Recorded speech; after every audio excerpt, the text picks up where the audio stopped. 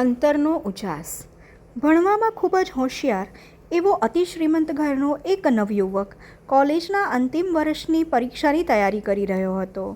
એના પિતાએ વિસ્તારના સૌથી ધનવાન અને પ્રતિષ્ઠિત ઉદ્યોગપતિ હતા. છોકરો પણ ભણવામાં ખૂબ તેજસ્વી હતો. એક દિવસ જમવાના ટેબલ પર થતી વાતચીત દરમિયાન એના પિતાએ પૂછ્યું કે પરીક્ષાની તૈયારીઓ કેવી ચાલે છે. એના જવાબમાં દીકરાએ જવાબ આપ્યો કે ખૂબ જ સરસ, અને કદાચ યુનિવર્સિટીમાં પ્રથમ નંબર આવી જાય તો પણ નવાઈ નહીં.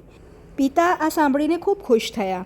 થોડી વાર પછી એ યુવકે ફરી પૂછ્યું કે પિતાજી, જો મારો પ્રથમ નંબર આવે તો ફલાણા શોરૂમમાં આવેલી હોન્ડાની નવી સ્પોર્ટ્સ કાર મને ભેટમાં આપશો ખરા? પિતાએ હા પાડી. એના માટે તો આવી કારની ખરીદી એ રમત વાત હતી. પેલો યુવક ખૂબ રાજી થઈ ગયો. એ કાર ખરેખર તો એના માટે ડ્રીમ કાર હતી. એનો વાંચવાનો ઉત્સાહ અનેક ગણો વધી ગયો. મહેનતુ અને હોશિયાર તો એ હતો જ.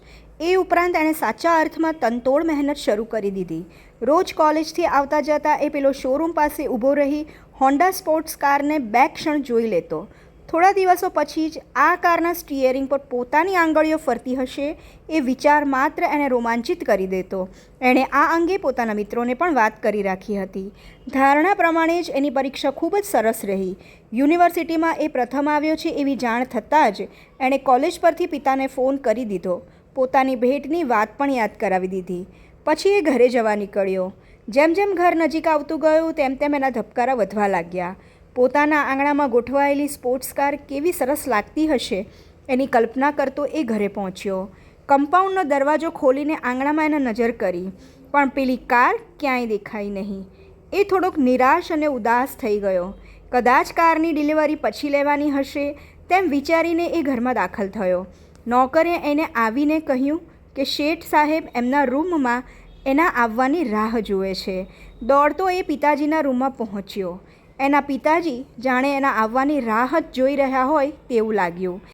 એના આવતા જ એમણે ઊભા થઈ દીકરાને ગળે વળગાડ્યો. અમીર બાપનો દીકરો હોવા છતાં બાપના પૈસે તાગડધીના કરવાને બદલે દિલ દઈને ભણવાવાળા દીકરા માટે એમને કેટલું બધું ગૌરવ છે એવું પણ કહ્યું. દીકરા, આમ જ આગળ વધતો રહે એવા મારા આશીર્વાદ છે. આ લે, તારા માટે મારા તરફથી ઉત્તમ ભેટ. એટલું કહી બોક્સ દીકરાના હાથમાં આપી તેઓ પોતાના કામે જવા નીકળી ગયા. પિતાના ગયા પછી દીકરાએ બોક્સ ખોલ્યું, જેમાં એક મોટિવેશનલ સ્ટોરીની બુક હતી. દીકરાને ખૂબ જ ગુસ્સો આવ્યો.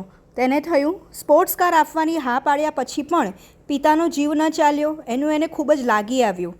એ પોતે પણ સ્વમાની હતો, એટલે બીજી વખત પિતા પાસે માંગવાનો કે એમને યાદ અપાવવાનો તો સવાલ જ પેદા થતો ન હતો.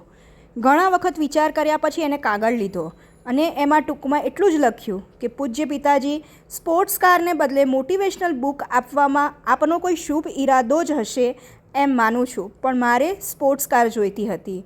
હું ઘરેથી જાઉં છું, ક્યાં જાઉં છું તે નહીં કહું. જ્યારે તમારી સમકક્ષ પૈસાદાર બની જઈશ ત્યારે જ હવે તમને મોં બતાવીશ. પ્રણામ. ચિઠ્ઠી મૂકીને તે ઘરેથી નીકળી ગયો. વર્ષો વીતી ગયા. યુવકના નસીબ ખૂબ જ સારા હતા. મહેનતુ અને હોશિયાર હતો એટલે એણે બિઝનેસ શરૂ કર્યો, જેમાં તેણે અણધારી સફળતા મળી અને એ અતિ શ્રીમંત બની ગયો. સુંદર મજાનું ઘર બનાવી એણે લગ્ન પણ કરી લીધા. વચ્ચે વચ્ચે એને પોતાના પ્રેમાળ પિતા યાદ આવી જતા, પરંતુ એ પ્રેમાળ ચહેરા પાછળ રહેલો કંજૂસ માણસનો ચહેરો તેને તરત જ દેખાતો. માતાના મૃત્યુ પછી પોતે આટલા વર્ષમાં એક સ્પોર્ટ્સ કાર જ માંગી અને અઢળક પૈસા હોવા છતાં એના પિતાને કારને બદલે સુફિયાણી ફિલોસોફી જાળવા ફક્ત મોટિવેશનલ બુક આપી એ યાદ આવતાં જ એનું મન કડવાશથી ભરાઈ જતું હતું. પરંતુ એક દિવસ વહેલી સવારથી જ ન જાણે કેમ એને એના પિતાની ખૂબ જ યાદ આવતી હતી. હવે તો એ ઘણા વૃદ્ધ પણ થઈ ગયા હશે. એણે પિતા સાથે વાત કરવાની ઈચ્છા થઈ. ફોન લઈ પોતાના ઘરનો નંબર ગુમાવ્યો. સામા છેડે જ્યારે કોઈ વ્યક્તિએ ફોન ઉચક્યો ત્યારે તો એના ધબકારા ખૂબ વધી ગયા હતા. પિતાજી સાથે પોતે કઈ રીતે વાત કરી શકશે એની અવઢવ સાથે એણે હેલો કહ્યું, પણ એને નિરાશા સાંપડી. સામે છેડે એના પિતાજી નહોતા પણ ઘરનો નોકર હતો. નોકરે કહ્યું કે શેઠ સાહેબ તો અઠવાડિયા પહેલાં અવસાન પામ્યા. તમે પોતાનું સરનામું જણાવેલ નહીં એટલે તમને જાણ શી રીતે કરી શકાય, પણ મરતા સુધી તમને યાદ કરીને રડતા હતા. તેમણે કહ્યું કે તમારો ફોન ક્યારેય પણ આવે તો તમને બધો કારોબાર સંભાળવા માટે બોલાવી લેવા. એટલે તમે આવી જાઓ. પેલા યુવક પર તો જાણે વજ્રઘાત થયો. પોતાના પિતાને એમની છેલ્લી ક્ષણોમાં પણ મળી ન શકાયું એ વાતની વેદનાને એના હૈયાને વલોવી નાખ્યું. પણ હવે શું થાય? પોતાના ઘરે પાછા જવાની ઈચ્છા સાથે એણે સહકુટુંબ વતન તરફ પ્રયાણ કર્યો. ઘરે આવી તે પિતાના રૂમમાં ગયો. એમની છબી સામે ઊભા રહેતાં જ તેની આંખો વરસી પડી. થોડીવાર આમ જ આંખ બંધ કરીને ઊભો રહ્યો. તેની નજર પેલી મોટિવેશનલ બુક તરફ પડી. તેને પહેલું જ પાનું ખોલ્યું અને જોયું કે પિતાએ લખ્યું હતું, હે ભગવાન, મારા દીકરા જેવા ઉત્તમ સંતાનને ભેટ કઈ રીતે આપવી તે તું મને શીખવાડજે. એણે માંગેલ વસ્તુઓ સાથે એને ઉત્તમ સંસ્કારોનો વારસો પણ હું આપી શકું તેવું કરજે. દીકરાએ જ્યારે બુક ખોલી ત્યારે તેમાં હોન્ડા સ્પોર્ટ્સ કારની ચાવી અને સંપૂર્ણ ચૂકતે થયેલું પેલા શોરૂમનું બિલ હતું. એના પર તારીખ હતી એ પ્રથમ નંબરે પાસ થઈને આવ્યો હતો એ જ દિવસની. કંઈ કેટલીય વાર સુધી એ નીચે બેસી રહ્યો. પછી હૃદય ફાટી જાય એટલું બધું રડ્યો, ધ્રુસકે ને ધ્રુસકે રડ્યો. એ પછી કલાકો સુધી સૂનમૂન બની એ પોતાના પિતાની છબી સામે જોતો રહ્યો. ભેટ આપણે ધારીએ એ રીતે મળે તો જ આપણે એનો સ્વીકાર કરીએ એ કેવું?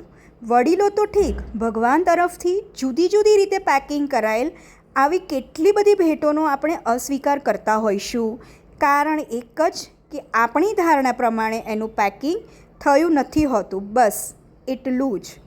મિત્રો, સ્ટોરી ગમી હોય તો શેર કરજો, ચેનલને સબસ્ક્રાઈબ કરજો અને વિડીયોને લાઈક કરો. ધન્યવાદ.